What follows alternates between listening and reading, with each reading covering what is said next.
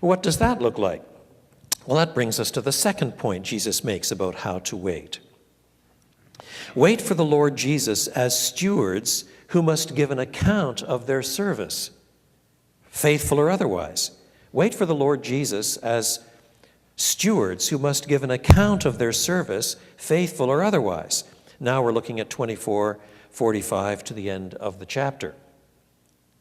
Who then is the faithful and wise servant whom the master has put in charge of the servants in his household to give them their food at the proper time? It will be good for that servant whose master finds him doing so when he returns. Truly, I tell you, he will put him in charge of all his possessions. But suppose that servant is wicked and says to himself, my master is staying away a long time.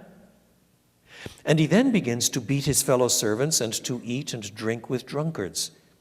The master of that servant will come on a day when he does not expect him, and at an hour he is not aware of. He will cut him to pieces and assign him a place with the hypocrites where there will be weeping and gnashing of teeth. Now, what you discover as you read through these various little parables and so on, all telling us different facets of how to wait for the return of the Lord, in each case, as you move on, the new one picks up one or more of the themes that have already been laid out. So in this case, the suddenness of the event, the unexpectedness of it, is picked up from the first one. But now there's an overtone that was not there in the first.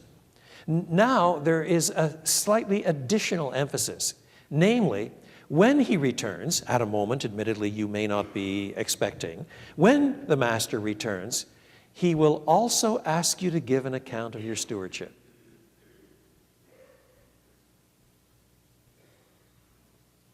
And supposing someone says, oh, I know he's coming back, but it's been a long time.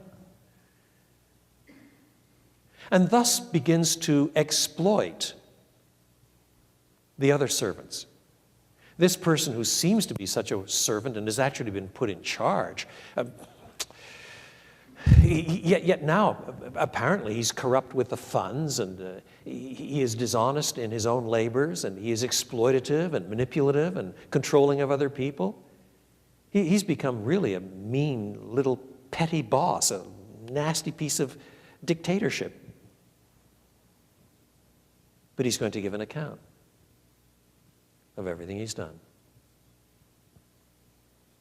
So when the master comes back, it's not just that he's coming back and that's the end. It's he's coming back and then we give an account. That's what the text says. So wait for the Lord Jesus as stewards who must give an account of their service, faithful or otherwise.